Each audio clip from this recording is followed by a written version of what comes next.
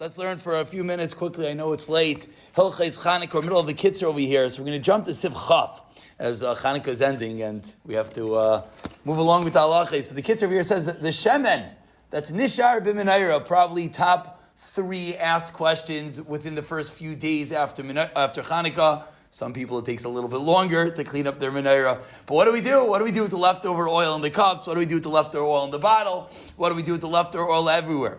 So says the Kitzur, the oil that is left in the menorah, very importantly, after Chanukah and the wicks, what do? Islam Madura, you make a big bonfire and you burn it. Why? Because it's huksa l'mitzvasan and aser lihanais mehem, unless you made it tonight. On the bottom of here, he points out from the Bir Halacha. However, the oil left in the bottle, just because the bottle sat on the table or on the whatever it is, does not make it part of your Chanukah menorah. And the bottle you're allowed to get benefits from. You could put it back in the kitchen and use it for your next salad. He says over here, you make a madura with it. Some have the minhag, we know, to wait to Pesach.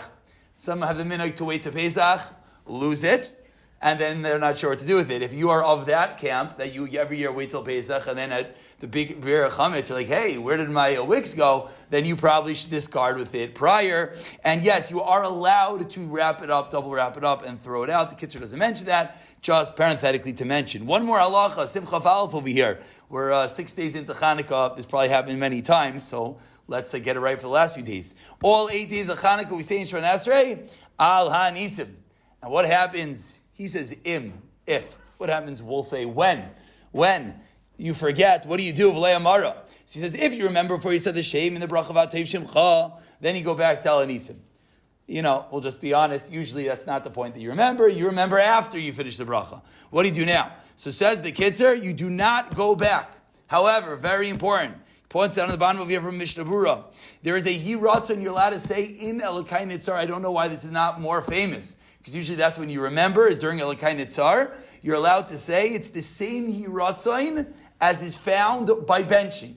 If you go to benching, and this is actually the way the Arshkol Siddur says to do it. Go to benching. Arshkol Siddur actually says to say the Harachman by benching. Harachman hu yaseh lanu nisim. Now you've known that I've forgotten. Hu yaseh lanu nisim in the flies. The Kitzur, the Mishnah Berurah is a slightly different nusach. He just says yiratzain milfanecha shetaseh lanu nisim. But it's the exact same nusach. So when one forgets, I know there's only 2 days left, there's so many tefillos, you add in this yiratzah, this harachman during Elokai Nitzar, and then you go straight into b'mei matisyo, and then you finish off Shemona Esrei, your wherever your yiratzah there at the end of Shemona Esrei, and finally Siv Chaf Beis. All 8 days of Chanukah, we say the complete hallel. Gaimer is hallel. The Mishnah, many poskim write that women should say hallel as well. Ashkenazi woman, Sephardi woman, ask your local chacham.